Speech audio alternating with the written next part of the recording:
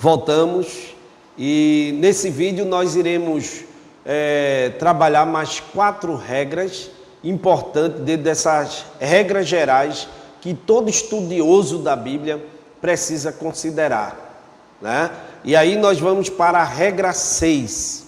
Essa regra diz o seguinte: o propósito primário da Bíblia é mudar as nossas vidas, não aumentar o nosso conhecimento, ok? Então, não que a Bíblia não traga informações relevantes, que ela não traga assim instrução, que ela não traga conhecimento, ela traz tudo isso, mas não foi esse o objetivo central dela.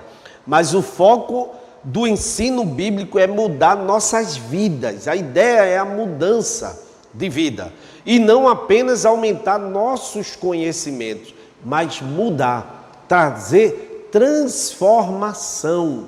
É esse o propósito da Bíblia. Então, o propósito da Bíblia é mudar vidas.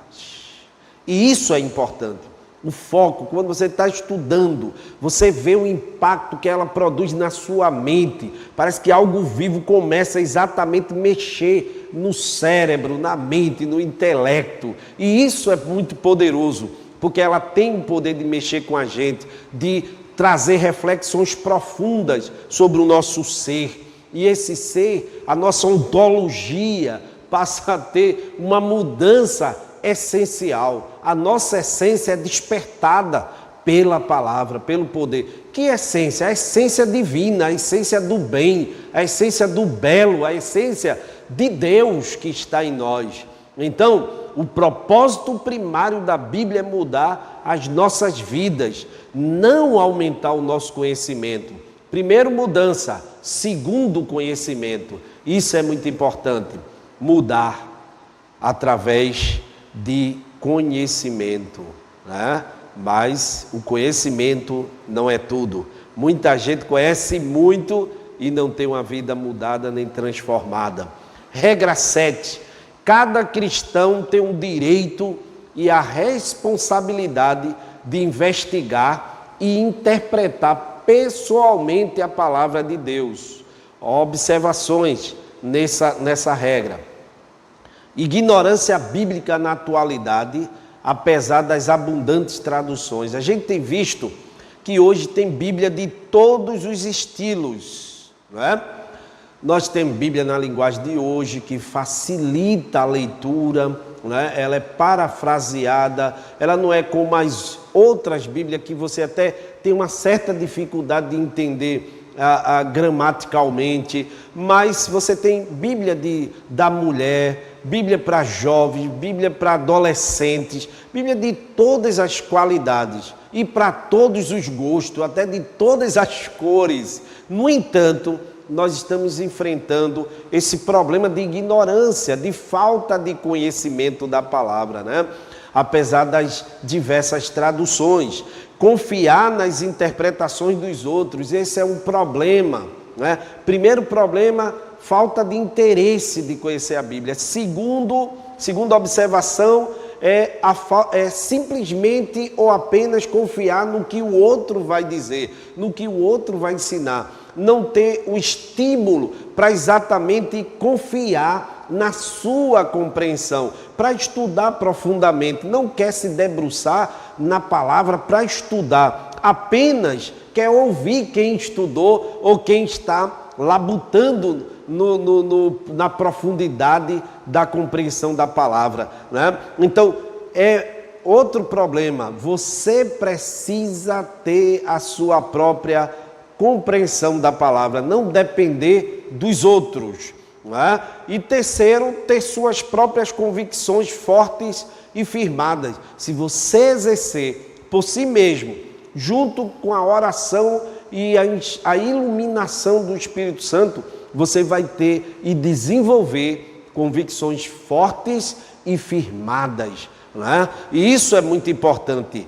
Cada cristão tem o direito e a responsabilidade de investigar e interpretar pessoalmente a palavra de Deus. Isso é uma das regras que os reformadores defenderam, né? Inclusive Lutero, que todo cristão deveria ler a palavra, porque a palavra estava sobre a tutela da igreja, só a igreja podia interpretar e dizer o que era verdadeiro, segundo a conjectura dela. Mas os reformadores vieram trazer a palavra para todos nós, para de modo particular, cada cristão ter a capacidade de ler e entender e interpretar a palavra. Regra 8.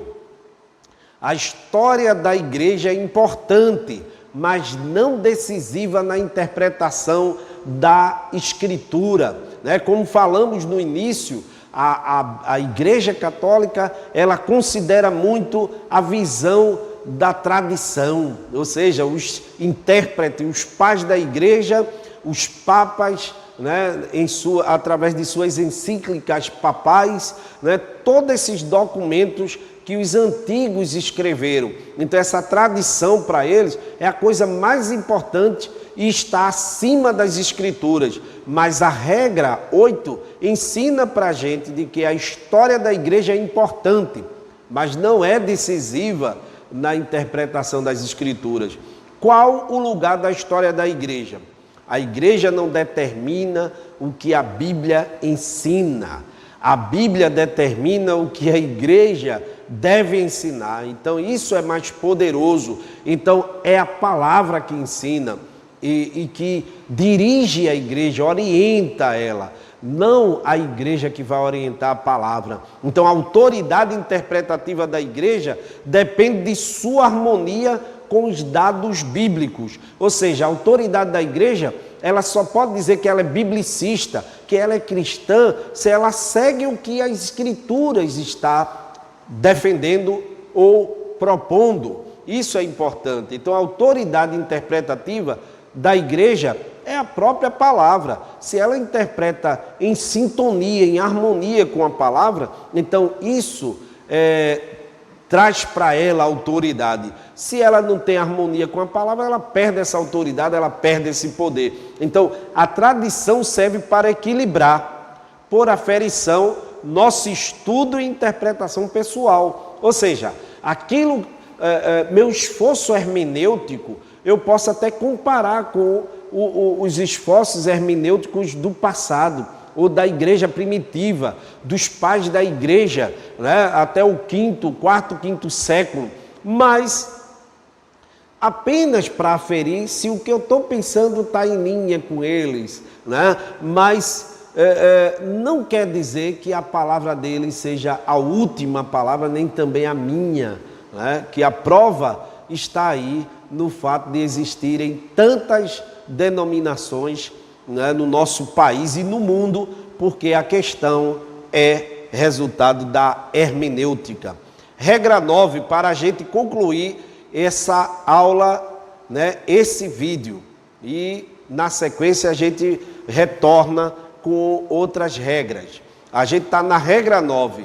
As promessas de Deus na Bíblia toda estão disponíveis ao Espírito Santo a favor dos crentes de todas as gerações. Isso é poderoso. Ou seja, nós podemos nos apossar das promessas de Deus que estão contidas nas Escrituras e através do Espírito Santo que nos proporciona isso. As promessas de Deus são para nos ajudar a servi-lo e não para fazê-lo servir a nós, né? Ele não é nosso servo, nós que estamos aqui para servi-lo, né? Para sermos canais poderosos, né? E é exatamente isso, é um meio que Deus revela a sua vontade aos homens. Então as promessas é um meio da revelação de Deus. Deus revela a sua vontade aos homens através das suas promessas. Então há na Bíblia dois tipos de promessas, gerais e particulares, né? Gerais são promessas que foram feitas para todos os cristãos de todos os tempos, de todas as épocas e de todos os lugares. Principalmente, por exemplo, a promessa da salvação. Ela é abrangente, ela é para todo mundo que tem fé em Deus. mas as particulares elas foram específicas para determinadas pessoas. E é exatamente aí que a gente precisa entender que elas foram temporais. E a outras gerais a gente chama de promessas atemporais. As atemporais, elas perpassam o tempo. Onde existia um crente, essas promessas também é destinada a ele. Mas as particulares não, ela foi destinada a pessoas ou grupos do passado apenas. Ok? E aqui a gente finaliza e vamos para a próxima aula a seguir. Nos vemos.